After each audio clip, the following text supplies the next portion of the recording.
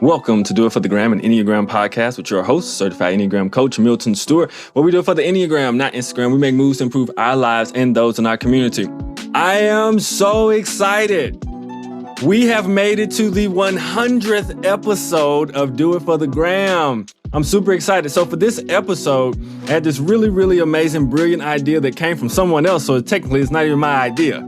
So I had an amazing person named Elisabeth Wurm actually say, how about you become interviewed on your own podcast? Because a lot of people understand the content I give, but they may not know who I am, the things I do, and the different things I do. So they're super interested. So Elisabeth, how you doing? I'm doing great, Milton. Thanks for having me again. Yeah, I'm super excited to be here for sure. And we're going to jump in. It is going to be interview style, but laid back like a real cool conversation.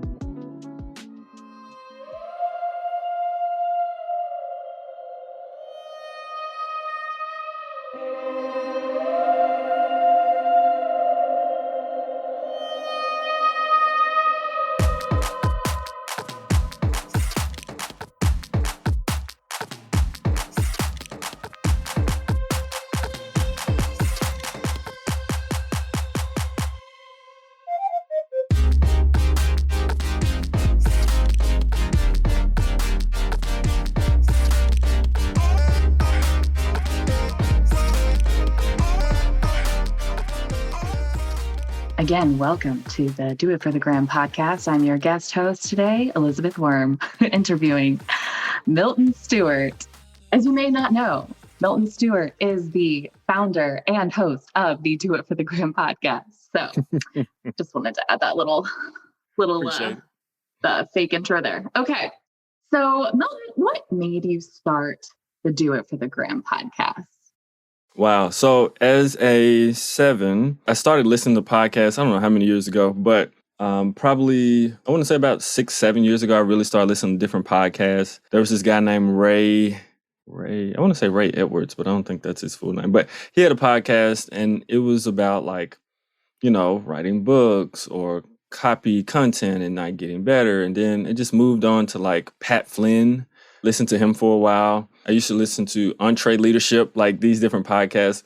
So I was super interested in actually doing my own podcast. As a 7, I was like, man, this looks exciting to do a podcast, And I joined a group, which is an entrepreneur group in Memphis to help build your business. And a group of 4 of us actually started a podcast. And that's how it all started, because at first I was like, I don't know, you need equipment. You got to connect to where and do what with who, how. And so we started a podcast called Hot Butter Business, and it was all based on a business podcast from budding entrepreneurs.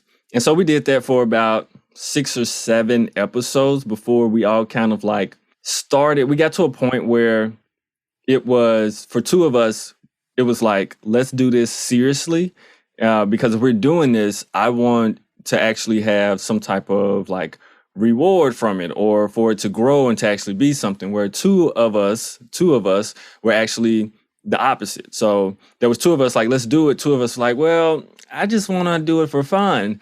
And I was like, that's actually probably going to be a waste of my time, because I was so stretched out, this is pre-pandemic. So I'm driving around, I do a whole lot of different things with kids, and I was working physically at the school while trying to build a business, and we're meeting up at these random places to record, and as quiet of a room if we could find, right? So I was like, yeah, I think we should stop. We should still meet and do entrepreneurial things, but I don't think we should record and then edit, because me and the other person who wanted to really pursue it, we're doing the heavy lifting in that, and that's just a lot of time. So that's what kind of led me to start Do It for the Gram podcast, where I was like, let me try this thing myself. I saw how we did it, and I was like, I think I can do this. I went into actually recording, and for the first, couple of episodes, I was editing it myself. I was so tired. It is a lot of work, and it's not meant for me. And I've realized that, but at first, you do your thing, you bootstrap, you do as best as you can. After that, I was like, you know what? I'm actually going to allow someone else who has this gift to actually do the editing. So now I have an amazing podcast editor. Shout out to Nicolay.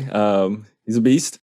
So that is kind of how I got it started. I've always had a goal of doing it. Like 6 or 7 years ago, I like wrote it down on this piece of paper that I have in like my office area that I could show you of goals, the things I wanted to do. And it's amazing to see the things that like actually happened from that sheet, randomly working at a place I didn't want to work at. So hot butter business. It sounds like a popcorn machine of like ideas and entrepreneurship. That's like the image that I get. I mean, it really is. And it's still out there if people want to check it out. It's like 7 different episodes. And it's so from the grind from the beginning. Yeah, that's awesome. So today's the 100th episode. So as a 7, how did you keep going and persist in this dream? How did you not let it just become a bygone idea and jump on to the next best thing? Really, really, really good question. Because as people know, and especially 7s, when we get excited about something, we can start anything. Like we'll get excited, we will get all the equipment, we'll get all the things.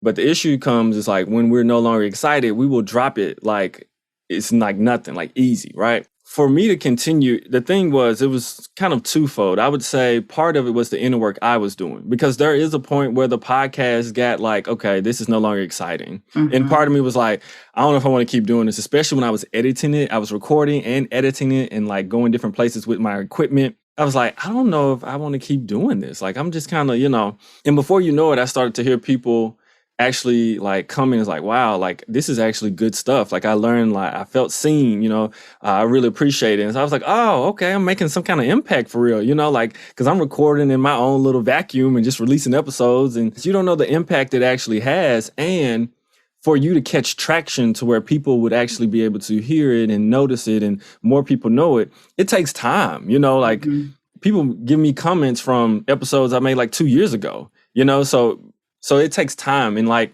for a 7, that's not easy to always wait to see the time. So a big part of it was my own personal inner work has helped me to be able to be like, continue, push through, keep going. But then also along with that, I've actually been making an impact, which has really helped me. And an additional bonus reason is because it actually helps me develop my knowledge of the Enneagram as well too, even deeper when I'm working through it. So I'm like, oh, okay. It's really cool. That's how I've kind of pushed through to, oh my goodness, I've learned so much on this little journey. I promise you that. Well, congratulations. That's a big accomplishment. I appreciate it. Thank you. I'm curious about you before the Enneagram. So like I heard a rumor that you started your career in finance. Is that true? I did. I graduated from Harding University in Arkansas, which is an interesting college for me to go to at the time and even now because of like the different ways that I see life and everything. I graduated with a business finance degree from there, and I went into working at the bank. And like, just like many college students, I thought I was going to come out making like 70, 80K for some reason. Oh, yeah. So crazy, right? So I worked in the banking sector first, and I didn't know the desk jobs because like the applications like online said like you needed to have all these qualifications and you need to have this. And I was like, oh, I don't have those. I guess I'll just have to apply for this teller job, right? Like this part-time teller job while I work where I go to grad school as well. So I was like, okay, I'll do that. So I'm working there, and my 7 has hit me real early when I was working there. I messed around and deposited. Somebody came up there and they had a deposit slip over a bunch of different checks. And all those checks were not meant to go to this person. Let me say that. Oh, no. And I was trying to be quick as a 7, not being detailed, right? But like, let me get all these customers, let me get this line down, right? So I'm like, put it in there, push the little machine, zoop, zoop, zoop, zoop, deposit. All right, cool. Next person. A week later, I have to go down to like the big building at the bank I worked at, and them folks were investigating me. I was like, they was like, so do you know this person, or whatever? I was like, no, I don't know them. Like I did do that transaction. That is my mistake. I made a mistake. I was moving too fast. And there's a whole conspiracy. Yeah, for real. They were showing me pictures and everything. And I was like, oh no, like it was like I was being investigated. It was kind of crazy. And I was like, no, I said, I definitely don't know this person. They asked me all these different questions. And I said, I'm not losing my job for anybody. They said, oh, no, we're not talking about losing your job. We're talking about being arrested. I said, oh, no, definitely don't know this person. Like, I don't play like that. Yeah. Oh, no. So crazy, a time where the 7 has definitely alerted me to like, you need to slow down and pay attention. But after that, I did actually really, really good job. I caught a lot of fraud, matter of fact, and made money from it. Because when you catch fraud, you make money from it, which is really good. So that helped me, right, to be more detailed, to slow down, to focus. Yeah. And I also, I mean, it went pretty well after that. It's just I ran into an issue with the guy who was my boss. We butted heads a little bit. So I did start there. We butted heads. I was young, but he also was controlling, and that doesn't work too well. Not for a 7. Not for a college grad 7. No, it doesn't. He told me I didn't have the money to buy like really nice shoes. So my feet would hurt, right? Yeah. And I worked in the drive-through. So like it was like late in the day, and I like took my shoes off, and I was sitting in my chair doing the tubes in the back. And he came back there and made a scene about it. I was like, you need to have your shoes on and this and that and all this type of stuff. I was like, well, my feet hurt. And I'm like, I'm doing well with my customers. I'm in the back. Like, it's not like I'm in front of people and stuff, you know, and he tried to make a scene out of it. And I was like, you know what? Next day I brought him the 2-week notice. I was like, and here you go. So yeah, finance and banking was the first area. A lot of growth. I was a bank teller for 6 months right after college. Yeah, yes. I was terrified because I'm also not very detail oriented, but I was terrified like whenever my drawer would be off like by 30 cents. I was like, you ain't lying. How did I do it? Oh, I'm so sorry. You not lying. Be looking for them dimes and nickels all over the place. Be like, hold on, bro. I'm like, I'll pay you back. I promise. Gosh. Man. So when you were a kid, what did you want to be when you grew up? When I was a kid, I did one of the usual things is I wanted to be like an NBA basketball player. That was one of the first things. I just wanted to be an NBA basketball player. And so when I realized that dream wasn't going to come true, it kind of went to Olympics a little bit because I ran track and I did pretty doggone well in track. But then as I grew a little bit more, I started to look into like, what would it look like to own a business or do something really creative? It was all these different things as a 7. So I never landed hardcore on anything. And that's what made it difficult, right? Trying to figure out what I want to do.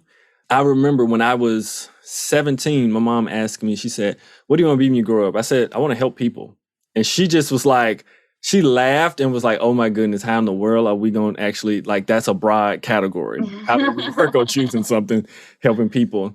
And so the best part about it is that I've ended up in that place where like my job, my business, my career is all based on helping people, you know, overcome their own thing. So I think that's basically what I want it to be. Even though it's broad, the broad skills actually can translate to so many different industries. And so you can find fulfillment and satisfaction and not necessarily pigeonhole yourself into one kind of job, but you can, like you said, you work with kids, you work with adults, you do some education stuff. So what does a typical day look like for you? Or do you have a typical day?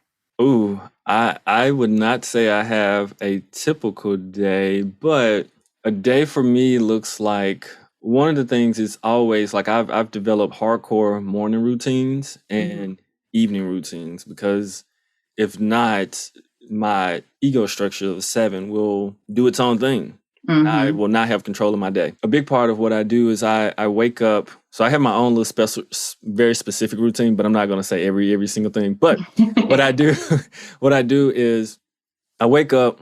I used to scroll. I used to wake up, scroll on my phone, look at Instagram and all this type of in the news, which would make me all anxiety ridden, stressed out, and all this kind of stuff. Right. I substituted that habit with actually reading something spiritual in the morning. So now, like on my phone, I look like I might open the Bible app, and they may have like an IG scroll thing where you can see stuff. And so I'll look at something like that real quick. Then what I'll do is, like on the usual days, school days, I call my mentees up in the morning and I would check on them. 5-minute kind of check in, because first of all, they're tired. And so they really don't have much in the tank to be talking to me about. And they're like entering like the teen tweens years. So it's kind of like, it's like, all right, cool. All right, bye. I'm not going to reveal a whole lot. Right. Yeah. It's like, It's like I'm trying to become my own person, so I'm not really going to talk to you that much. But guess what? When I get in a whole lot of trouble, then you'll be the first person I call. So that's fine. I'm learning that myself, right? Like, okay, they're developing. That's what happens. But I call them. Usually every day I have something specific that I talk to them about. Who are you thankful for? What is something you're thankful for? And then like, cool. Or I give them a riddle, right? Something like that. Cool. Just to get them going, and then I, kind of motivate them. Have a good day. Do what you're supposed to do. Take a deep breath. If you get upset, focus. Ask a question. Don't be scared. So all these type of little things on a consistent basis, especially during the pandemic. Then after that, I do me some Qigong. My morning routine. I do Qigong every morning. And for people who are like, "What in the world is Qigong?" It's kind of like Tai Chi, but it's not exactly Tai Chi. So what that does, it's breathing and body motion together. And what that does, it helps me to kind of quench my anxiety that I wake up with, ready to pop off and do something and jump into doing stuff. Helps me to stay balanced, breathe, come back to the present moment. And that does so much for me. And then I try to, this doesn't happen every day, but I try to do like either 20 minutes of just pure sitting and thinking and breathing and or a form of meditation. So like I try to get those in because that really helps me to get to a point where now I am walking and living from my essence and not from my ego. Yeah. And so that helps me a lot. Then after that, there's no telling what I may have for that day to go. Lunch is usually always at the same time. I usually always self-present, like it's a big deal. So make sure I eat.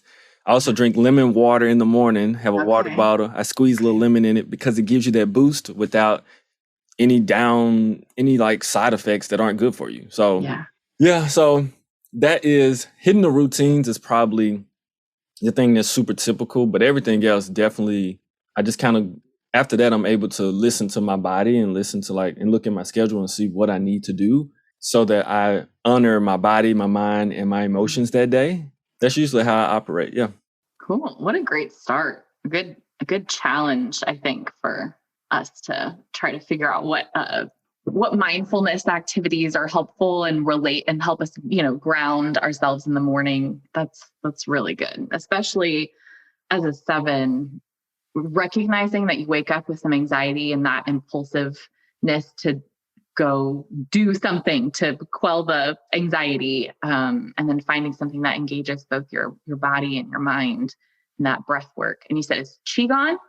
Qigong, and it's Qigong, but some people spell it Chigong. Gotcha. Okay. Yeah, I was going to ask if you engage in any kind of like contemplative practices on a regular basis. It sounds like morning and potentially probably evening routine you probably have. Yeah, at night. At nighttime, I have a very specific like candle light warmer thingy, but it's like a little light I turn on in this corner. And it I turn all the other lights down and just sets my mind for all right, you're entering that time, right? Yeah. And then I stretch. I make sure I stretch because we sit or stand and use our legs so much, especially our legs, that we don't often stretch like we need to. And it has been a game changer in my sleep patterns, but then also being able to get me back in my body. So, the day may have went crazy. And so I might get stuck in my head and all these thoughts and all this stuff. And I was like, all right, sit your butt down and stretch. Okay, cool. Kind of how I talk to myself a little bit. Yeah. No, that's great. So how did you discover the Enneagram? So I was kicking it at a church devotional at our young adult at the time minister's house. And it was like a Sunday night. We were kicking back, eating food, just like totally self-present myself, had no clue what the Enneagram ever was. And he comes in, he's like, hey, y'all want to try this personality test thing? And I'm like, let's get it. I love personality tests, right? So I'm over here that he's giving he has the Wisdom of the Enneagram, Big Blue, Russ Hudson, Don Rizzo book. And he's like, all right. So he's going through ABC or XYZ. And he says this and it comes out to I'm a 7. And so he's going through and reading the first couple of paragraphs for everyone and what you typed as. And does it sound like you? Does it seem like you? Yeah. And he read the 7. At the very beginning, I was like, Yeah, this sounds great. This is so me. This is what's up. Yes, 7 all day, right? But then like you get to like the third paragraph and then it says all the stuff that people don't see about you and that actually be going on and you feel like kind of like a little bit like embarrassed. Not embarrassed because yeah, right. Because it's kind of like these people don't know this about me, but this book do. I feel really awkward. I'm gonna try to look normal, but I feel really awkward right now. Yeah. So I'm trying to like position myself in ways of like, okay, yeah, cool. Yeah. I can see that when it's calling me out all day. And so I think one of the things is for me, especially me, I've always wanted to grow and develop and be better. It's just always been a part of me. And so when something can call me out in a way that is like very truthful and honest, I immediately I appreciate it. I appreciate it a whole lot. So that's kind of Enneagram found me. After that, I've been like, my goodness, just glued to finding it. Went out, bought a whole lot of books as usual. Mistyped a whole lot of people as usual. I was like, I bet you're this number. Totally wrong. Totally wrong. Having no clue what the Enneagram really was and how to really embody it. So, but I that was how it found me at a church devotional, kicking back, chilling. Were you like in high school, college, post-college? Oh, good point. It was like mid-college, probably freshman or sophomore year of college. Yeah, that's pretty. I'm pretty sure that's when it was. So did you kind of, like you said, you bought a bunch of books. Did you jump into learning about your type right away? Or was it kind of like a slow, gradual discovery? You know how sevens do it. Like when we get excited about something, we go all in. So I went all in, learning more and more about my type, reading all these different books and gaining this different knowledge and finding these different teachers. And when I was first learning about it, there's been a proliferation and explosion of Enneagram resources. Whether they are really good or not is a whole nother question, but it's a whole bunch of stuff out there now. When I was first learning, oh my goodness, it was not that much stuff. Like it really was. I think there was literally like 2, maybe 3 podcasts about the Enneagram out there. Right. Like podcasts were new probably. Yeah. So I was like, this is interesting. So I dove into those things too that really helped me to kind of like develop my Enneagram repertoire. Yeah. So what was your impression of the other types? Like when you learned about the other types, were there any, oh, my family member is this, or like, or you automatically, knew that you were attracted to hanging out with a certain type, or you automatically, you started to find that you have a hard time relating to other types? Like what was that like? Yeah, I think the people who are the closest to me were the ones I was trying to figure out the most, that I got excited about. And it was like, oh, what type are you? What type are you? And that's the point where I was mistyping people a whole bunch because I was trying to figure it out without understanding the deeper roots of it, just looking at the external behaviors. And so I had mistyped my mom for being an 8. And she's a 5, only because I saw her in a meeting, because she was holding down the meeting, right? My college roommates, I had like a session, barely know anything about the Enneagram. I had a session, I was like, we're going to take this test and we're going to figure out your Enneagram types, right? I'm mistyping 8s. I'm mistyping, sexual 6s as an 8. I'm mistyping, like all over the place, right? What it did help me to do is start to look at patterns, to start to pick it up, and so that is definitely one thing. And what's so interesting, I got into it with a college professor.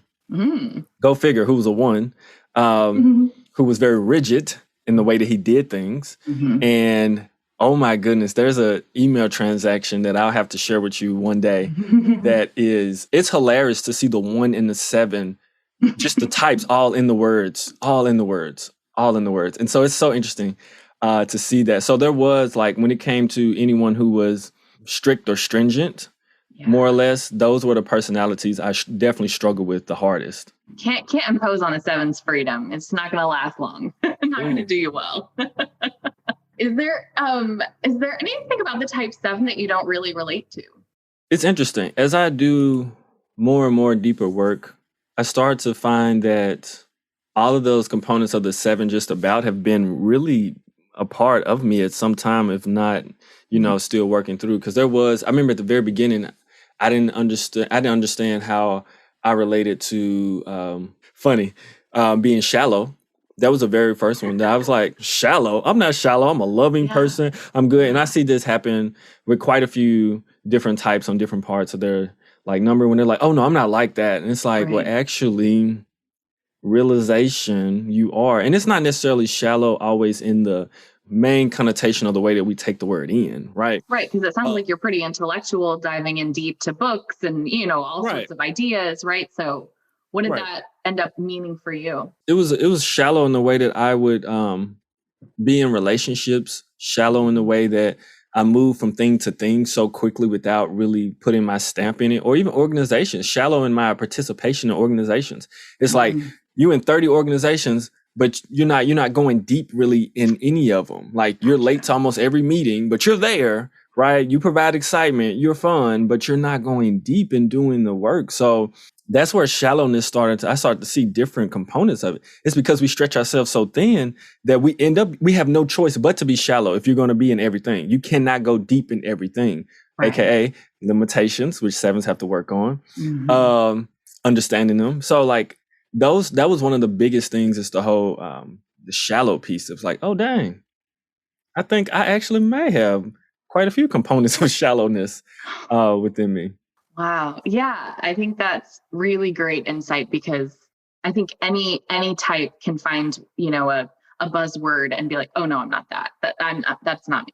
But as like you said, you go deeper into the inner work. Well, maybe it doesn't mean that you don't learn things deeply, or maybe it doesn't mean that you don't think deeply, right? Doesn't mean that you're I just keep thinking of the character from Mean Girls, one of Regina George's friends, the Amanda Seyfried character. Is it Karen? Karen from Mean Girls, maybe. She's just like so like kind of spacey, like that's what I would think of like shallow. But when you're talking about shallow and being engaged in 30 organizations and spread really thin, right? It's not that your capacity for wisdom or knowledge is shallow, but the way that you are choosing to spread yourself means that your capacity is going to be shallow. Yeah. No, that's a great example. And one more is it took me quite a while to realize what rationalization was, because that was one that I promise you, I really didn't think I had it. At the end, I was reading about it and I was like, no, I don't think so. I don't think I do that. Like legitimate. It was totally out of my awareness. And I kept thinking, and I told the story on the defense mechanism of when I realized I rationalized and how my whole past may be totally different from reality. So there are components that people will find that you find about yourself. You're like, oh, dang, I do that. Oh, dang, that's crazy. So, yeah. Yeah, that was, I think, me with pride, like twos and pride. I'm like, what do you mean? I do everything for everybody, right? I'm the most giving person in this building. I'm the most humble person. What are you talking about? Yeah, it wasn't until I realized I was reading Brennan Manning, and he was talking about being poor in spirit and getting to the point where you have nothing left to give. As a two, I often feel empty because I've spent all my energy. And so getting to that point of I have nothing left to give and therefore I need, and I recognize my needs, and realizing that was true humility. Right. I was like, oh yeah, shit, I'm real prideful. So I'm curious so first impression, so, you've done a lot of work around, your ego structure and your personality and, your soul work, but first impressions, let's talk about that. Is there anything that people get wrong about you if they just meet you like one time and they make some assumptions? Ooh, I think growing up, I know it was the whole, like, and sevens get really pissed off about this, about people not taking them seriously because they come in with jokes and laughter, making everybody laugh. And here's the thing, when you come in that way, that's all people know, like, unless they're like more perceptive, they've done their own work and they can kind of see past it. Like I've had that happen in my past. Something that has really helped me is like, because that bothers me so much, that, especially in the past, that I shifted to coming into places seriously, very serious, and then bringing in the comedy and the jokes, right? And so, because I can turn that part of me on really quickly. And I think especially as being like a Black male and being in different circles of where I've seen people who think like, oh, this Black guy, and then I mess them up and say something extremely intellectual and they're like, what? You know? So I think that is kind of a standpoint of like the way I may have been perceived differently. Nowadays, I mean, I'm a little more reserved when I come in different places, even though I have this abundance of energy because I am reading the room, I'm reading people. I'm way more aware of my own ego and what's happening. And then there's a certain point where I don't care that much in the sense, not that like, you know, like I don't care what nobody thinks, not that type of, but like there's a part of me that is okay with someone's off perception of me who do not know me yet. And that over time, if this person was to get to know me, they would know more fully of who I really am. So I think those components kind of reside within me for sure. So yeah, those are the things. I think I'm definitely can be misunderstood, especially as a Black man. How does being a Black man intersect with the type 7 personality structure? Yeah, so I think there's multiple things. I think part of it helps in situations because of the light happiness of a 7 can kind of disarm people, can charm and disarm people. Like I teach my mentees before we go into like, well, when we were going into like different restaurants and stores and stuff, when you first come in, smile. And because to disarm the people who may like see you as a threat automatically, like, oh my goodness. Black people, Black children. Oh my goodness, you know, to smile, to disarm. But that, for me, that's natural, right? That's an ego structure, natural thing to come in and be like, let me lighten up this room, let me smile, you know, whatever. But, you know, this is something also I had to learn in different spaces where I may not come in feeling that way. So that is a part of it. I think the intersection of it really lends to helping in situations because that is what I gravitate towards is that part. And that part of me generally is not necessarily scary to people. So unfortunately, right? So I would say that's a part of it. And then too, what also helps, and there's a blend of this, I think this is an advantage or a privilege of the 7, is that not only can I think quick on my feet and make people laugh, but I have the ability to communicate something that needs to be said in a indirect way that's effective. Yeah, I think that people sometimes think the only way to get a message across is direct and to be effective, which is not true. You need to know how to use the both of them and balance them, you know, because there's indirect ways without triggering someone's defense mechanisms and their egos and their triggers to get the message across, right?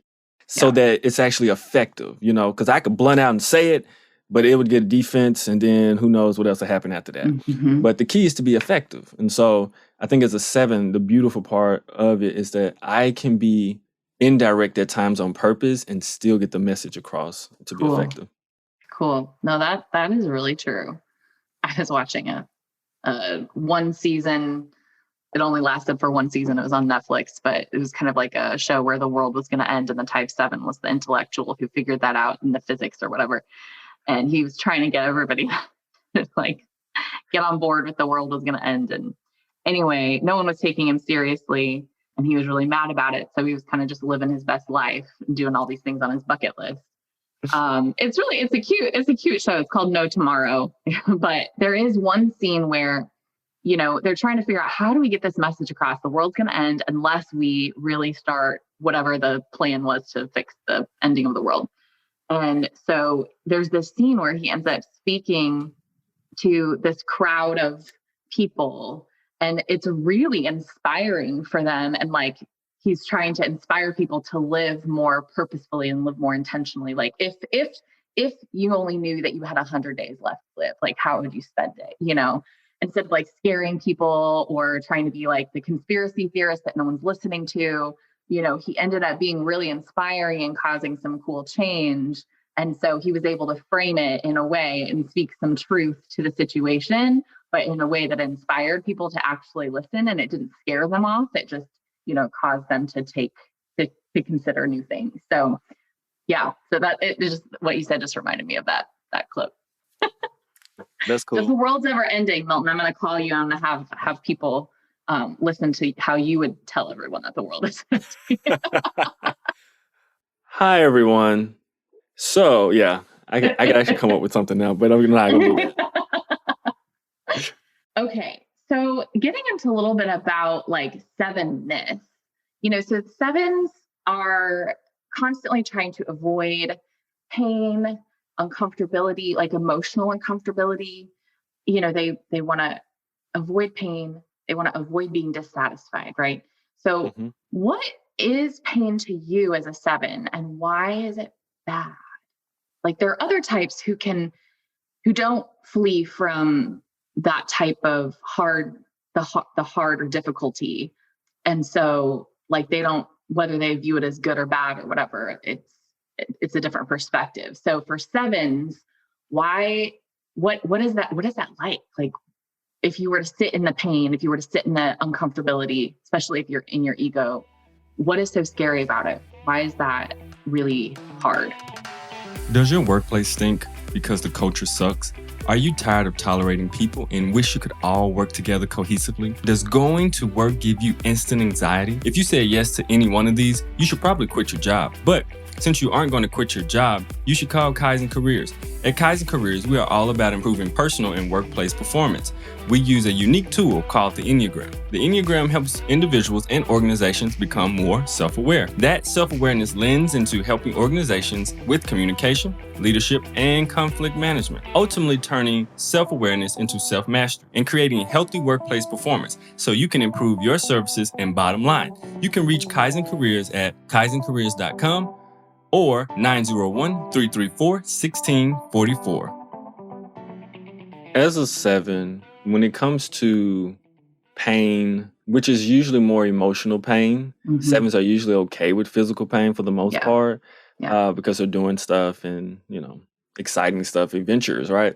Yeah. But it's usually those things. And here's multiple reasons why, but one of the biggest reasons why is that it's actually felt in the body. And here's an area where a lot of people, because we aren't taught to be in our bodies by our culture, by our classes, our schools, we don't listen to our bodies, but our bodies determine so much of what we do, which is so interesting. So there is a feeling in the body when emotional pain comes that is overwhelming and it feels like it's trapping, right? That's the one thing sevens don't want to be, is trapped. You know what I'm saying? So the physical feeling of the body feeling restricted, constricted, and feeling like it trapped in this physical and emotional space, it feels like it's going to be there forever. And that is what scares the seven so much. It's a lot in their mind, but that anxiety, that fear in their mind, that is very mild to what actually happens in the body and the emotions. Because that's why sevens keep moving so fast. They're like, we are running from a lot of times the emotional pain that we need to deal with. Every seven, there is this beautiful pain that like we all have to face, deal with, and it's also reality that we have to constantly deal with because reality is not always happy. It's like. That's what one thing the professor said in the email to me, which is interesting. He's like, everything can be fun and happy all the time. Man, I didn't ask for it to be fun and happy all the time. But anyway, but see, that was a vibe I was giving off at the exact same time. So it is being able to deal with that, I think, is the biggest part, that the physical trapping part within our bodies, the constriction that sevens feel is immense. And that's the scary part because now the predominant center of intelligence, which is our heads, cannot do anything about the body locking up and the emotions being like that. It can't.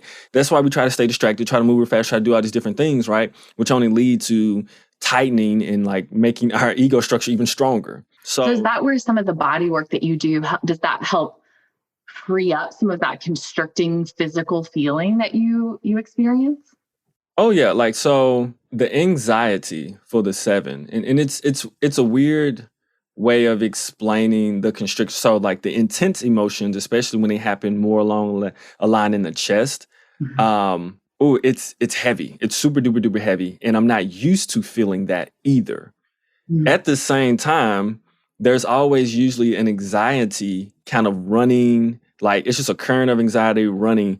And like we have to be in tune with it. As a 7, like we usually don't know it on the surface that we have anxiety. Like you're just going around doing stuff. Like, no, I'm fine. I'm just going around doing stuff. No, you're doing that because you have anxiety. You're not settled. You're not calm, because you got so much going on.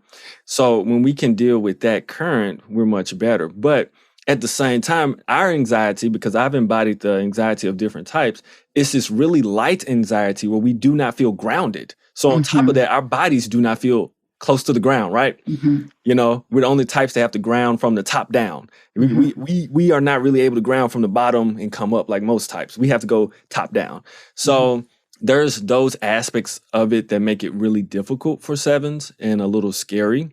And then on top of it, in the mind, I would say the fear. There's this deep fear on top of already what's happening in the body. There's this deep fear within every single 7 of the reality of life, of the sadness of life, of the deep emotions of life. You know what I'm saying? Like the limitations of life. Those things are scary and they're deep inside of the fear of the 7. And so those are things we constantly have to work on and work through. So a big part of that, like for me, is understanding that if that's my path to growth, then like for me, in my particular circumstance on how I was born and how I was raised and my experiences, I was like, we got to get it, because I want to be the best I can be. Right. Those are the things that are so important to be able to go there. So now I don't fear it. You know what I'm saying? Like now I'm like,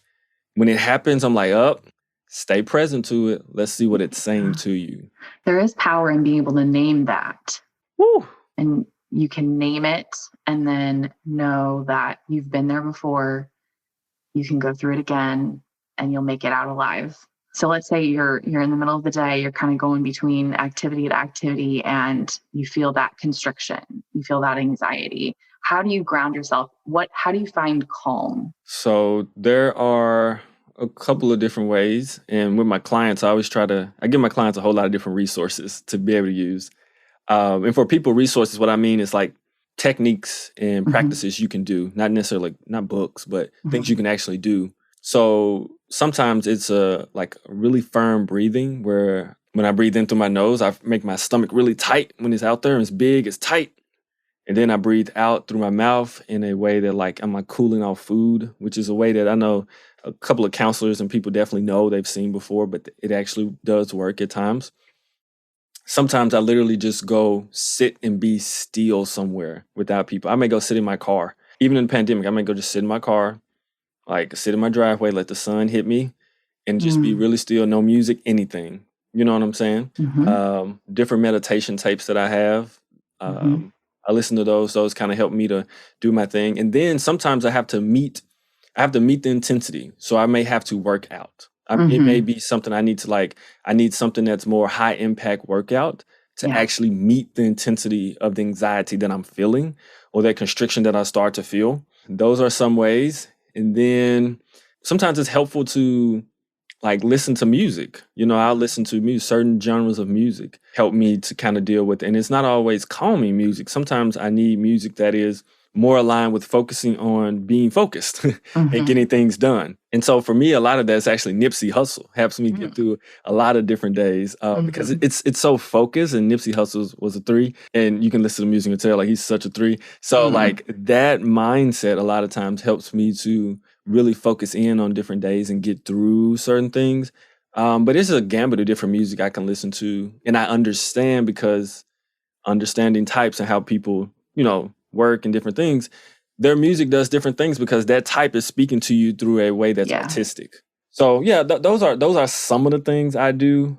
Anyone who experiences clinical anxiety or any of the head types who experience anxiety, I mean, I know I experience anxiety even as a 2. It's not nearly the type of anxiety that 5, 6s, and 7s feel, but I think all of those practices are really helpful. I know I've done a lot of breathing exercises to ground me in my senses. So I think those are all really great examples of how to find that calm. And like you said, it doesn't always mean being still and silent. It can, but sometimes meeting that intensity, especially for aggressive numbers. I've heard that for 3s and 8s too. Like sometimes you just have to meet that intensity and like work it off together. Yeah. Get your endorphins kicking in. Yeah. That definitely helps. So the healing message. So there's like a wounding message and a healing message for 7s. The wounding message for 7s, kind of this idea that it was a message that you heard but shouldn't have heard when you were a kid. And then the healing message is the message you should have heard, but somehow it didn't land. You didn't hear it. So for 7s, that you won't you're on your own. You won't be satisfied. You won't be taken care of. Right. And then for the healing message, it's that you will be taken care of. Your needs will be satisfied. So is that hard to believe for you? Like, I mean, you can say all day long, like, I will be provided for, I will be taken care of. But like, how does that ever sink in for you? I get more and more glimpses of how I will be, how I am, how I have been, and how I will be taken care of. That's the thing. So it is, and that's another thing. It took me a long time for it to really click, for me to really realize it. You know what I'm saying? Like, oh shoot, that's one of the biggest reasons I do what I do. The 7 inside of me does what it does, right? It's trying somewhere I don't feel like I could be taken care of, or I feel like there's this gluttony, right? Gluttony is one of the passion of the 7. Mm-hmm. Trying to fill myself with experiences to fill this hole that I have inside of me. But none of these things will fill that hole. Everything I'm looking for out externally is not going to fill that hole. So a big part of actually being able to realize, like, you have been supported, you have been taken care of. So many people have cared for you and care for you and will care about you in the future, has been huge. I did a meditation with the 7. I met her, I was doing an interview or something for Beatrice Chestnut and Urania Pius on Subtypes or something. And I was on there, and one of the ladies was a 7. She'd been doing this work for a while, coaching, using the Enneagram, and she just wanted to meet with me. And she did a meditation. She led me in a meditation, and she said, as she's going through, she's like, all right, so just feel the seat support you beneath you. Feel all the support you're getting from it. That messed me up because I hadn't necessarily thought about just everything that literally supports me, from the smallest things to the biggest things.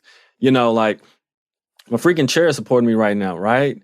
You know what I'm saying? Like my desk is supporting this part of like my podcast area. Things are being supported. Like there's so many supports going on in my life, but like totally missing it. Be like, no, I got to create this experience. I got to do this. No, I got to do this. So I would say when I first learned about it, it didn't compute. I was like, I don't know about this, right? Like, it's because it's deeper in. And that's the thing. We all have to go deeper in and find stuff and be like, oh, crap, that's what that is.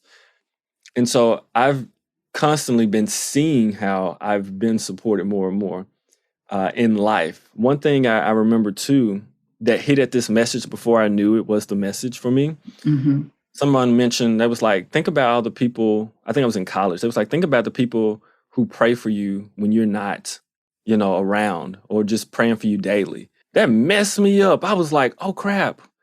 There are literally people who care about me, want me to flourish and make it and do well in life, and not even necessarily have to say something to me every single day or whatever. Like that messed me up. I was like, oh shoot, there is someone, other people who think about me. So that hit at a point really strong when I was younger. And I didn't even realize what it was connected to. But yeah, these things are deep. I think for me to believe it, I think I am learning more and more to definitely gradually lean into it. And I'm seeing it more and more. That's the thing. Like I see it more in the things that I do. It's like my feet are being guided. Spiritually, they're being guided because I'm ending in places that I am very helpful, that are developing me, pushing me, stretching me, while I'm still being able to be beneficial and helpful to other people, and I'm being healed at the same time. So I know good and doggone well, it's like a place where like I'm doing my best to not plan, aka the fixation of the 7, Yeah. to Yeah. not plan everything, Right. And as I do that, it's like God is guiding my footsteps and putting Yeah. me in places where I never thought in the world I'd be doing DEI work using the Enneagram ever, Mm, mm, ever. mm. Like the first big thing I did was using DEI with the Enneagram because of Sharon in Nashville who does 9 Paths. Shout out to Sharon. She's like one of my mentors. I love her.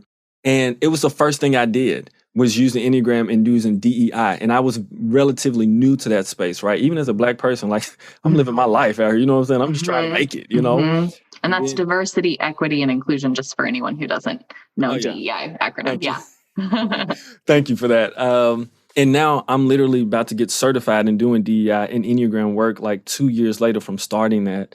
Amazing. And right, I'm in spaces where I'm speaking about the Enneagram and being a Black male and our society and all the things.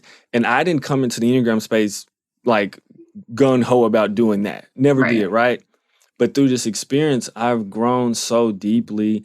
I am being healed so much and still have so much to go, and I've learned so much and I've brought more of myself to every place that I go, which is the part that I love. And because I didn't realize how much of myself that I did not bring into places. So it has been deep and I'm learning more and more to understand that I am, and I will be taken care of. So yeah, it is something else. So when you said you're bringing more of yourself to places, what's the hesitation, before that to not bring your whole self, not to bring more of yourself? Is that out of what fear is that coming out of? So there is fear in quite a few places, and one of the fears is there's a bodily fear. As a Black man, as a Black body, and I realized this. It took me a while to realize this. I was in Seattle the first time I really realized this. I was with my best friend's grandma, and we were in Walmart like at 10 p.m. at night, 11 p.m. at night, and I noticed that I just felt lighter, so much lighter. I was like, no, this is interesting. We were walking down the aisle together, this little old white lady, tall, slim, Black guy, right? And no one was looking at us weird. My body wasn't scared. Like I realized, because my body is like trying to be prepared. This self-presence, especially of me and being a Black male. Oh my goodness, with the culture overlay of self-pres as my coach. So it's right. It's like but we're not taught to recognize it as fear. You know what I'm saying? Because we only think of fear in one way, as a weakness, and it's not. It's fears. It is what it is. And my body wasn't like restricted or constricted in any type of way. And I felt comfortable. And I was like, dang, nobody's looking at us weird because we're walking here together. Or like, excuse me, sir, what's going on? Ma'am, are you okay? None of that type of stuff. It was totally, it's like, oh, shoot, this is what it feels like. Or if I leave the country, if I go to a different country, the weight of being Black doesn't weigh on me. Wow. Wow. Yeah, no, it's kind of messed up. But, it doesn't weigh on me that I'm Black and that people may see me as dangerous. So there's a fear that my body physically could be hurt by somebody that I don't know. And I don't know, like they could seem like a nice person. Then before you know it, they're trying to hurt me. You know what I'm saying? Yeah. So that is one fear I would definitely say when it comes to bringing myself to places. And because if people understand, our body is the first place that we experience like life. And then it goes to what I mean by body, I mean somatics, like the physical content within our bodies, the sensations we have. Then our emotions feel it, then our brain feels it, right? And so if my body is already fearful of what's going on, it's automatically going to take my heart out of the play. Right. And so as a 7, and a self-press, now my heart is definitely taken out, right? So I'm not bringing my heart. So now my body doesn't trust this place, but my emotions definitely don't trust it. First of all, I was scared to get to them in the first place, which took a while, right? But now I'm really afraid. So now it's like, oh no, we definitely not going to allow you to know what's in my heart. You know what I'm saying? So, and then that just goes to the headspace, and then I can rationalize anything and smile and laugh and all this type of stuff. But then you're just an ego and personality, and that makes so much sense. Oh yeah. So you've been talking about being a self-press 7. So I'm interested on your subtype and your sequences. How would you identify your stack of instincts? Yeah, so my dominant instinct, without a single doubt, is self-praise for so many different reasons. Oh my goodness. Social would be the my middle, and then my repressed is sexual. So what does that mean for you? Like what's hard for you? What comes easy for you? Talk a little bit about that. What comes very easy? Taking care of myself. Yeah.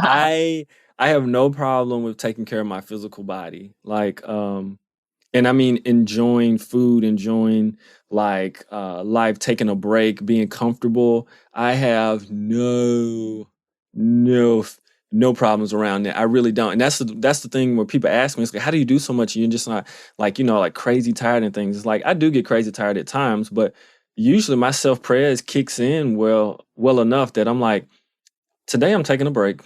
I'm gonna lay down. Like, and you don't feel guilty about it. No, like there's moments where I feel that tinge of like I need to be doing something productive, but I also won't want to do anything. But it doesn't weigh on me so heavy. But then my self-praise, a lot of times I allow myself to lean into it because of so much that I do, that I just allow it to take care of myself. So if I need to eat, I need to eat. If I need to go drink, I need to go drink. If I need to lay down, I need to lay down. Hey, I want to buy something really comfortable. I'm going to buy it, right? I'm self-praise repressed. So I'm just like, I wish that I could do this for myself. So that comes so easy for me. Yeah. Now what comes hard for me is like actual, I would say, one-on-one, very intimate relationships. Like those things come pretty difficult to me. So even though I'm like confident to a certain degree of who I am, and the pandemic has helped me love myself even more, you know what I'm saying? And really discovering like, I love myself. I love growing my hair out. I love these things. Like, so it's all these different things that I have learned to love. And the pandemic has actually helped with one-on-one, because now it's Zoom one-on-ones with like lots of people, right? Yeah. All the time. So that has really helped in a lot of different ways to kind of bring my repressed sexual instinct up. But what hit me is that I learned deeply about the instincts from, Urania Pius and Beatrice Chestnut, and the instincts when they are going awry and we're not in control of them, they distort life. And one of the distortions of the sexual repressed instinct is that I am not important enough to be in a relationship, or I'm not that valuable. And I was like, what? I was like, no, I'm not. I don't believe that. That's crazy. And then I really started, your first reaction is like, please, me? No, never. Then I started to really think about it, and I was like, oh, is this true? Is this why? And then I started thinking of scenarios in life. I'm like, oh, okay. So I really started to think about it, and I was like, oh, shoot, it might be true. Oh my gosh. Oh my goodness. Like, it's a realization like, oh crap. Because all of us do this. We create a narrative around the things we don't fully understand, and around things that make us seem like the victor or victim in our story. And it doesn't hit at the truth of what we need to really look at. And so what that did, it hit at the truth. And I was like, oh, shoot. Okay. All right. I will start working on that sooner than later. So that really helped me to debunk some of the narratives. I know, like, for me as a self-pres repressed, like things that I have to do to work on and bring up my self-pres center is like budgeting and I just bought a house, right? So there's so many self-pres tasks, like, the furnace needs to be fixed, or, I'm just like, I lived in a really, really cold house for several days before I realized, oh, this is not normal. The furnace has a problem, right? Right. So just like being aware of that type of thing. And my roommate and I were talking this morning about how it's just so hard to try to decide what to eat, because like, oh, why do we have to put food in ourselves? That's just so hard. Right. So, meal prepping and like those types of things are really like self-pres tasks that I have to really work on. So what does that look like from the sexual instinct? What types of things are, what does working on that look like? Or bringing it up? I'm super excited to announce my new partnership with BetterHelp. This episode is actually sponsored by BetterHelp. If you are struggling, BetterHelp can help.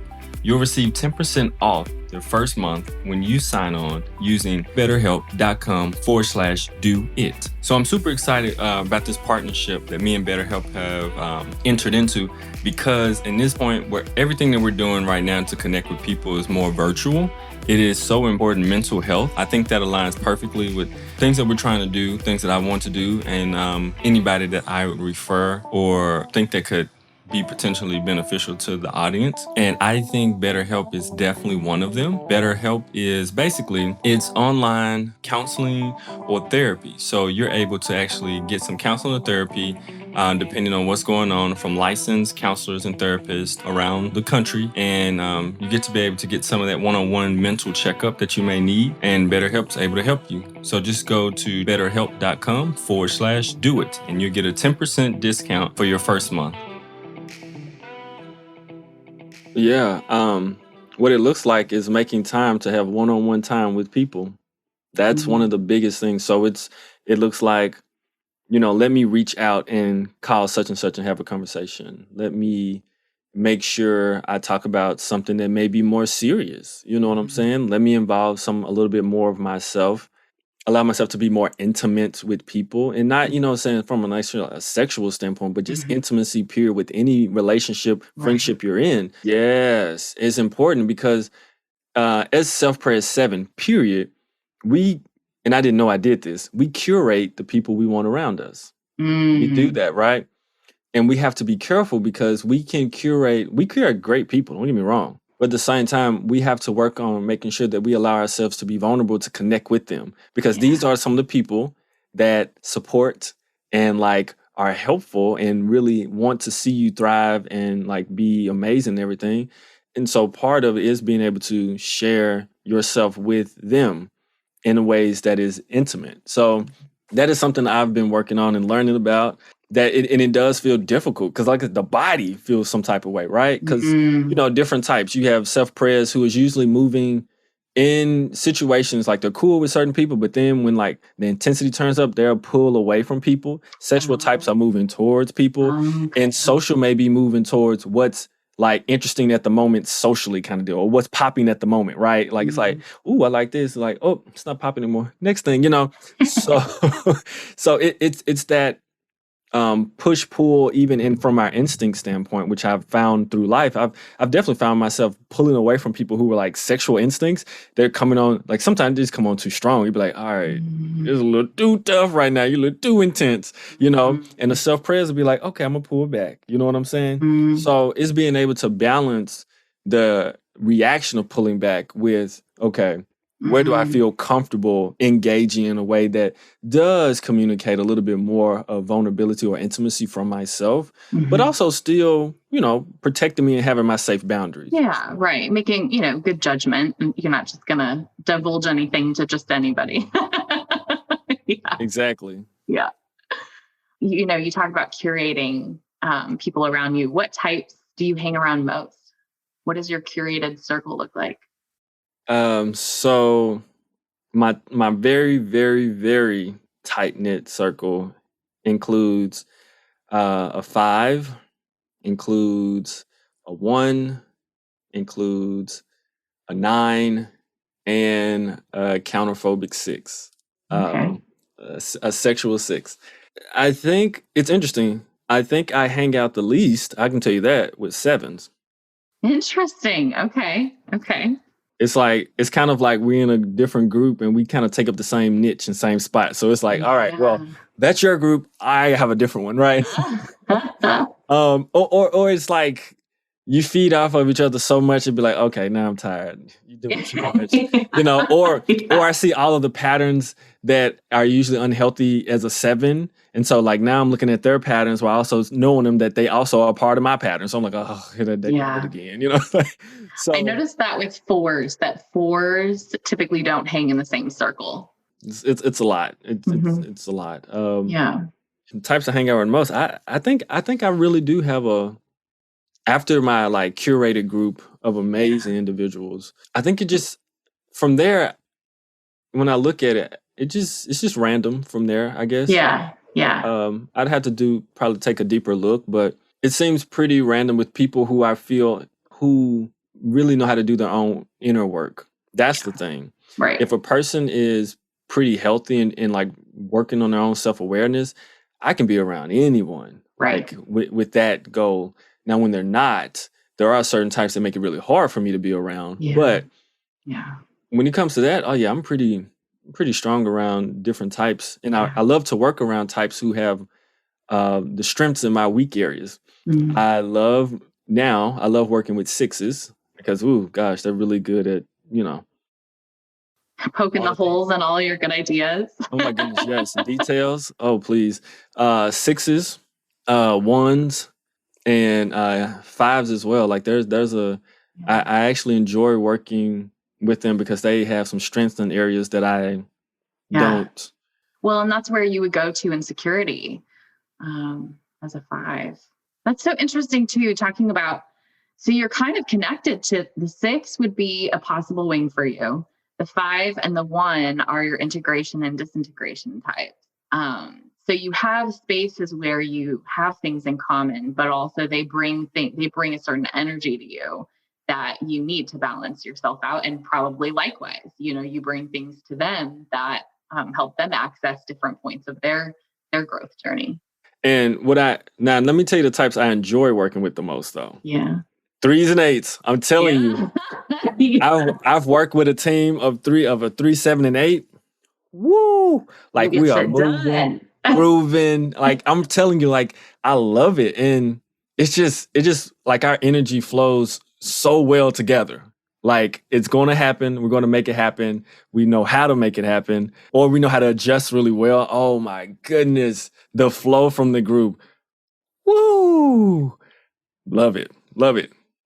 Yeah, that's great. I just find it fascinating, the psychology of like group dynamics and, which types of people hang out with others. I'm a social dominant, so I think that stuff is fascinating. Yep. I'm always analyzing groups and like what my place is in it and what everyone else's place is in it. Yeah. Another question I had for you. So you mentioned that this is a more serious question, but on a previous episode that you've done a lot of work around healing from racial trauma in your life, which is a pretty heavy and complex topic to unpack, especially for a 7. So how and when did you come to terms with accepting, number one, that you had experienced trauma? And then what resources supported you in that journey? I think I've always known, I would say that I've experienced trauma, but I never categorized it as trauma until I learned what it was about 5 years ago, right? I was like, oh, I thought that's just the way that you lived. Yeah. I don't know if anyone's ever taken ACE, like the test that talks about, what's it called? Oh my goodness, it's leaving my mind. But ACEs they're records of basically different types of traumas that you've had in life. Oh my goodness. It's like, have you been through a divorce, or did you live with anybody with substance abuse, or like those types of things? You kind of check boxes to see, oh, wow, these things are classified as trauma. Oh, I thought that was just life. Gosh, I cannot remember the acronym right now. But anyway, people can look it up. So you have an ACE score, and it lets you know like there's big trauma, there's big T trauma, little T trauma. And I did this activity when I was in high school where they had us blindfolded and we were all on the line together and we had to step forward or backwards depending on what they said, right? Yeah. I was the person who was the furthest away from everyone on like the left side of the wall, and everybody was either on the right side. There was one person on the left, but barely over the line.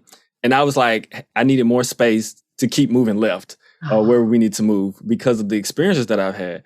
And I was like, I took my blindfold off. We all took it off. And it was like, these are the experiences different people have had here, in this group, even though this was like it was bridge builders. It was like great group of people trying to help you understand diversity, inclusion, and all these different things with different high schoolers. And I was looking like, dang, ain't nobody else over here with me? Golly.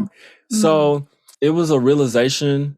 It was something that made me very thankful and like grateful and humble. It's like, I'm here with all of you all, and I've had all these experiences in my life that are pretty doggone traumatic, or or deal with trauma and been a part of or witnessed certain things. And so it's like, Yeah. wow, I'm here with you all. Like, this is like, I feel pretty good about this. But also there's a lot underneath that of like, oh, but by the way, Milton, yeah, you need to process that too.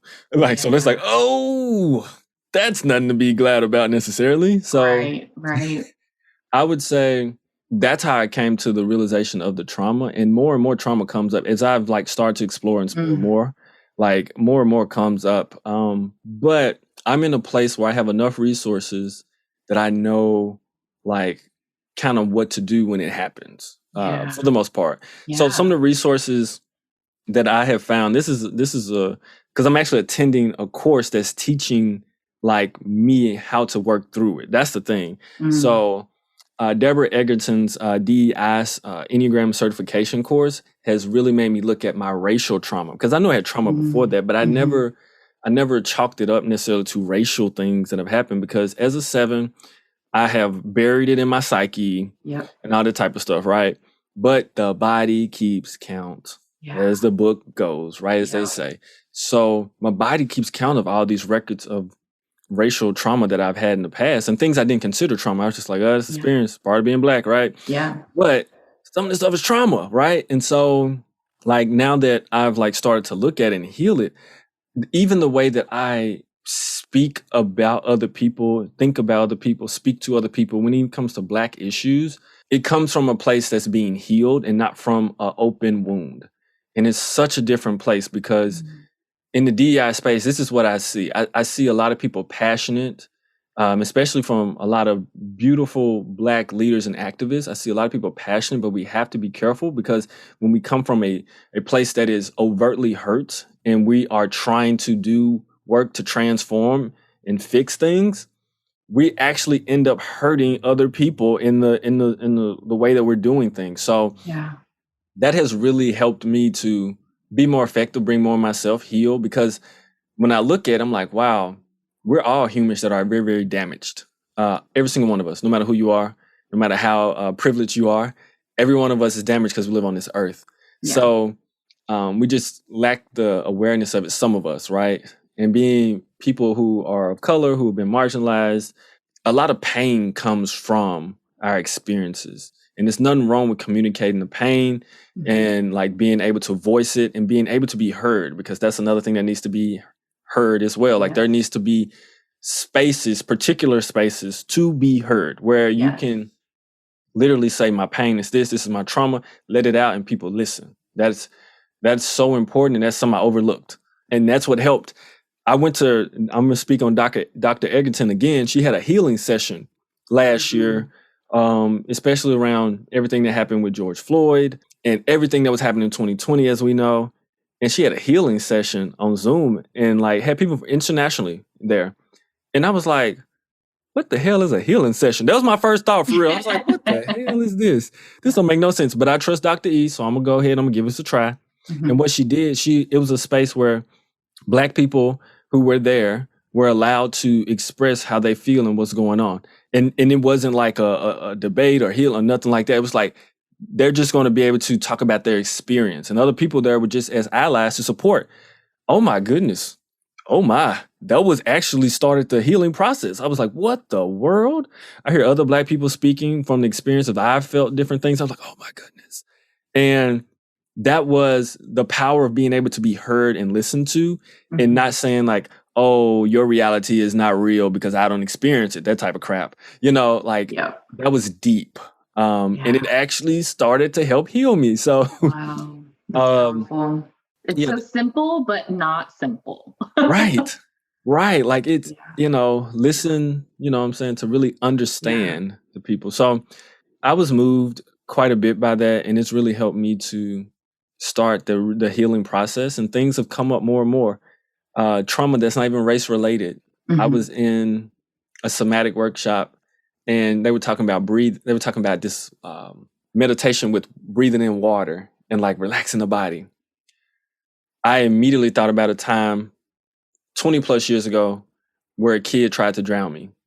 Like, and I forgot about it. Like, and I don't think, let me say that again. I don't think he was purposely trying to drown me, but he was trying to keep me underwater in an 8-foot pool. And like, I was like freaking, I don't know. I was like 9, 10, 8, maybe. This is 20 plus years ago. I hadn't thought about this situation since the day, probably. I never considered it as trauma.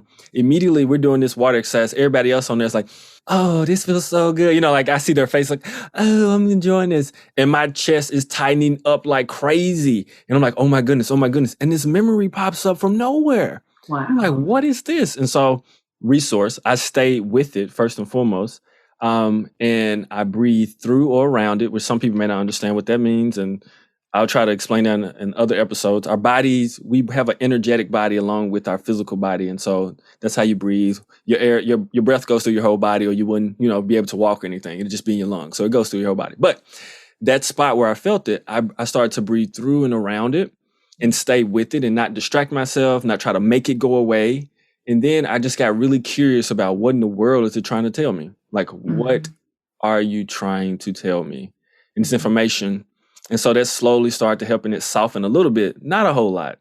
And then what I did is that I went and saw my young self, my, 8, 7-year-old self. And because somebody had pulled me out the pool and was sitting me at the edge of the pool. And I came and sat down, my grown self now, sat down by my younger self, put my arm around him and said, you're okay. You're okay. And that started to help some of that, like feeling trapped in my chest, that energy kind of start to soften and move a little bit. So that really helped me to kind of move through that part of that trauma that came up. Because I didn't even think about it. I haven't thought about it in 20 plus years. That is such a powerful tool to have in your toolkit, especially as a 7, learning how to breathe through, stay with, move through, not just all of a sudden disassociate or, do something else impulsively. I mean, that is a skill. That is a skill that takes vulnerability and courage and bravery, to move through. But especially for 7s that they don't have some of those tools in their toolkit from being kids. That's not something that they learned how to do. They have other tools in their toolkit that other numbers need, but that's a tool that's really necessary, especially, when you're trying to, a traumatic event comes up, or you're processing grief in real time. And how do you do that? Well, that's something that's newer to 7s. And that can get really scary, and the stakes can get really high really fast for 7. And so that's an awesome practical example of ways to work through that. And that's awesome. I mean, that's terrible. I'm so sorry that happened to you. No, what you're saying, yeah. But yeah, that you were able to work through it, and that you were able to do that in a space that was in a class, like, you were being supported. Right. Yeah. Yeah. Good point. Yeah. You were being supported through that. Wow. Okay. Another question on the other end of the spectrum, a little less heavy. So let's say you're in charge of designing a retreat or a conference, right? So you do a lot of types of work with schools and organizations and people. So let's say you're going to do this and you have 12 people, their undivided attention for 2 days. What do you do with it? What would you want to talk about?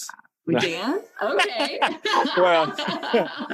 Well, one of the first things, which is so important, is we're going to do grounding and centering. It's so important, and I'm going to teach people how to do it, like who don't know how to do it, right? Like help them to understand how to do it, how to feel your body, how to get into it. Because I mean, there's so much. It's like magic in your body. Like when you learn how to like feel what's happening in your body, it's a never-ending process, first and foremost, right? Of like different experiences and like, what the world is that? What's happening? Why am I?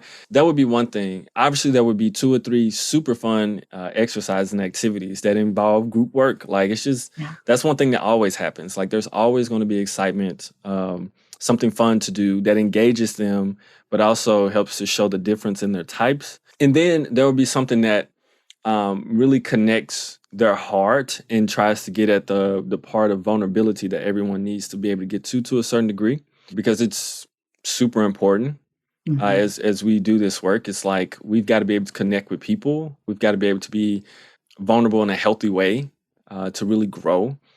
And there would be good food. That's another thing too. There'll be good food. So those are a few of the light things. Like I have a ton of actually ideas that when we open back up, like I was already planning to do like different retreats and workshops for like 5 day, like 4 and 5 day retreats and workshops before the pandemic hit. I was ready and everything, but it hit, but I'll be teaching these different areas through different exercises because I want people to experience it in their bodies and their emotions and not just think it through and just see the knowledge, but how do I embody each type? How do I understand it from this point? How do I develop more empathy? How do I deal with stuff I need to really deal with?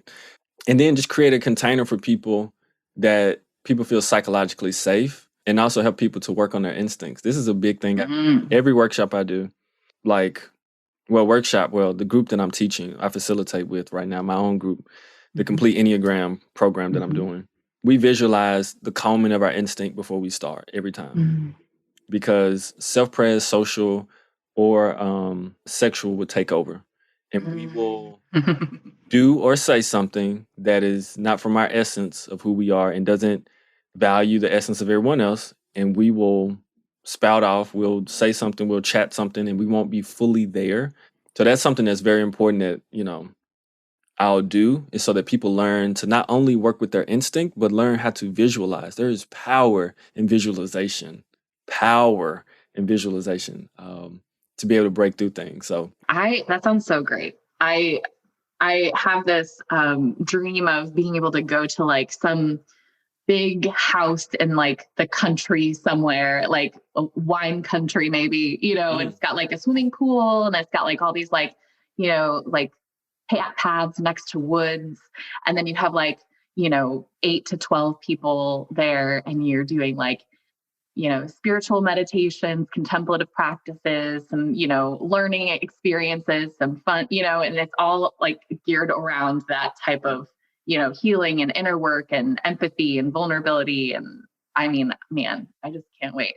Oh yeah, seriously. Like that sounds People, so great. and if people are listening, if you've never done that, I implore you to go and when it's come back to normal, like to go and do these different like conferences or retreats, life transforming, like some of the best moments I've ever had, literally. Yeah. Literally. So my last question for you. So I struggle to attract type 7s to my personal workshops. So I do some workshops and coaching and I have a lot of 4s and a lot of 9s. And I did an improv workshop with the Enneagram. I like to take acting and improv and combine that with the Enneagram. And I literally had a full class of 4s and 9s who were all terrified of improv. And I taught them improv and it was so interesting. They all felt awkward, but when the 4s feel awkward, they overtalk. And when the 9s feel awkward, they shut down. So it was just a bunch of one-sided improv. It's so funny. So we worked on it. I was like, okay, 4s, you are only allowed to say one sentence, and 9s, you have to start the conversation. Let's try it. We would, experiment. We were experimenting with stuff like that, and they were all really great, like troopers, and they all like just jumped in. But I have never had a 7 come to any of my workshops. So how, with Enneagram work, it seems kind of shiny if you're looking at the Instagram world of Enneagram, right? And it looks kind of fun. But when you go deeper, it's kind of scary because there's a lot of heavy, complex layers there and a lot of like self-reflection. And that doesn't seem to go in line with the 7's ego energy pattern, right? So how do you attract 7s to learn about the Enneagram? That is a really, really good question. And that's a very good 2 question too. How do you attract 7s to What can I do to help 7s? For me, what helped me is the people who I've really respected. My Enneagram coach now is a 7, go figure, she was able to pin me down. And I mean that like the way that I think and talk, because we can talk in circles and we can talk about a whole lot of different things where we are not hitting on the most important thing or the thing we need to focus on because we like have all these things. Yeah. And when I can, or even we can do this thing where we look really impressive and we say all these good things and fun things, but it's like we didn't really talk about what's really happening. So when I find people who can do that for me or just call my pattern out, then it intrigues me. Then I'm like, interesting. Okay. And it's kind of a respect thing, you know, when someone can balance out the 7. There's this beautiful challenge that 7s have. I think it's like more of a mental challenge where it's like, okay, so now I'm intrigued. You've kind of like pegged me, like you got me, like, oh, okay, you see me. That's a different thing, because a lot of times people don't see 7s. They see the ha, the laugh, the jokes, the fun, all this type of stuff, which is not. A lot of times it's really for other people. It's not for themselves, to be honest. Right. So when a 7 feels seen, so if you can call out a pattern in a 7 or talk about like hit them with this sandwich, that's one way, you know what I'm saying? Like it'll be light and fun, but then hit them with something serious and then bring it back to light and fun, like real quick and be like, what? Like what? Like that intrigues the 7 some to be like, because then you brought it back light, especially depending on the level, depending on the dominant instinct. But you bring it back, it's like, I'm kind of, all right. I'm a little intrigued because those things, it's like it hooks 7s a little bit to hit them with a little bit of seriousness. The thing is, it can't be too heavy, too fast, too long. Right. So it seems like you like, well, if you're a marketing expert, to get 7s interested in you, you get it's like an intellectual intrigue with just a little bit of heart, but not too much. And so it's intellectual, but a little heart kind of attached onto the end. And then you kind of go back to the intellectual maybe.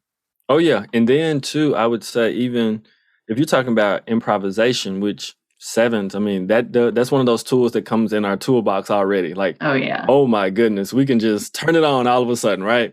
And have no clue what we're talking about, but man, do we sound like we know what we're talking about. I was in a class and people was like, no, we see through when people do stuff. And I was like, no, y'all don't. Trust me. I was like, I'm not going to say it here because y'all won't know when I'm doing it and when I'm not, but I'll be there. Right. There are moments where we don't know, but like a lot of times we are darn good at it. They'd be like, dang, okay. But I would say with 7s, it's like maybe asking a couple of 7s, you know, like, I'm doing this improv class and I think you'd be great. You might could even really show people how to do it really well. Like help them kind of like take a small part where they feel like they're leading it kind of. That can also hook 7s into doing it too, because now they're excited and intrigued because, you know, we have the gift to be random. Hey, I love watching 7s do improv. I mean, it is fantastic. It's so great. You get, you know, and that was part of my research, is I really wanted to look into what do you get if you have a scene of all 9 types? Like, how are they interacting on stage? What stories, what roles are they playing?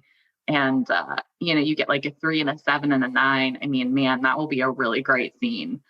Oh, it would be. Oh my goodness. So no, that's really interesting. Well, thanks so much for sharing part of your story and a little bit more about, you know, how you work internally and what makes you tick, and, you know, going a little bit deeper into just things that make you and some of the work that you've been doing. I think especially for 7s, this will be, hopefully they can relate and find some healing and some encouragement in doing Enneagram work. And then for anyone who's not a 7, you just got an amazing insight into into how 7s work internally, and that they're not just happy puppy dogs with really great ideas. I mean, that can be there, but there's also so much complexity underneath the 7 surface. So thanks for giving us some insight there. I appreciate it, Elisabeth. Thank you for those great questions too. Absolutely amazing questions. They got me thinking. Then we went to the heart a little bit. I loved it. Absolutely loved it. So I do want to let the audience know, I need you to look at the link inside of the show notes and or check Instagram and Facebook, because I am releasing, there's a pre-order for my new book that is coming out, and I want the whole world to get to be able to actually see it and get to read it. And the pre-order part, it's a launch. It only lasts for 30 days. So I need you to go ahead and grab you a copy, and then tell your loved ones to get a copy as well, because I want to get a really good publisher for this book, so that I can make sure that it is promoted and sent out as it needs to be done. And here's the thing. This book is like my podcast, like me, is practical. One thing I think Enneagram books miss in totality generally is practicality. There's a lot of good information in books, tons, but it doesn't always equate to how do you do the work. So my book is actually going to implement and have all those things that are very practical so that you can do. And then besides that, August 5th is when I'm doing my second cohort of the Kaizen Complete Enneagram program. And it is an awesome program. There's only 20 people there I'm going to be taking, because I want a unique community of people who are able to really find and grow bonds and become and develop through learning the Enneagram in a deeper way. So you can sign up for that. That's also in the show notes and on my website, and on all of my social media has links to it. Besides that, I do one-on-one coaching, and I also work with different organizations. So if you're looking for that, you can go to kaizencareers.com and fill out one of the inquiry forms, and we can have a good old conversation. I think do we get to know the name of your book that's coming out? Yes. So I feel like this episode would be right around that time. So the name of the book is called Motivate, Elevate, and Ameliorate, a practical Enneagram book made to transform your life. So love it. Yeah. And so those are my things. Ameliorate is by far one of my most favorite words in the world. It's all about growing, developing, and making something better than when you first found it. And that's one of the reasons I'm using that word as the title in this book. So I'm definitely going to pre-order it. Who's with me? Yes. So thank you all so much for listening. Thank you so much, Elisabeth, for inspiring the idea and also helping to actually do the interview and ask amazing questions. Thank you so much. Don't forget to check out anything that Elisabeth has. Elisabeth, drop your information so they can also find you as well. Yeah, so I do Enneagram coaching. I'm really passionate about including Brene Brown's work into Enneagram, looking at the lens of Brene Brown's work, shame, vulnerability, courage, empathy. I do some DEI work as well with that. But I also, as a theater artist, love working with actors, theater artists, incorporating improv. Guaranteed, if you do something with me, it's probably going to have some improv in it. So my website is www.notjustenneacoach.com, and you can find that link in the show notes. Awesome. Yeah, so thank you for listening. Have a wonderful day. And thank you for rocking with me on my 100th episode 100. of the Perfect Graham podcast. Yeah. Yes. And so make sure next time you feel your ego structure starting to act a fool and act crazy, take a deep breath, pause, and do it for the gram and make a better choice. And we'll see you on the next episode. Bye.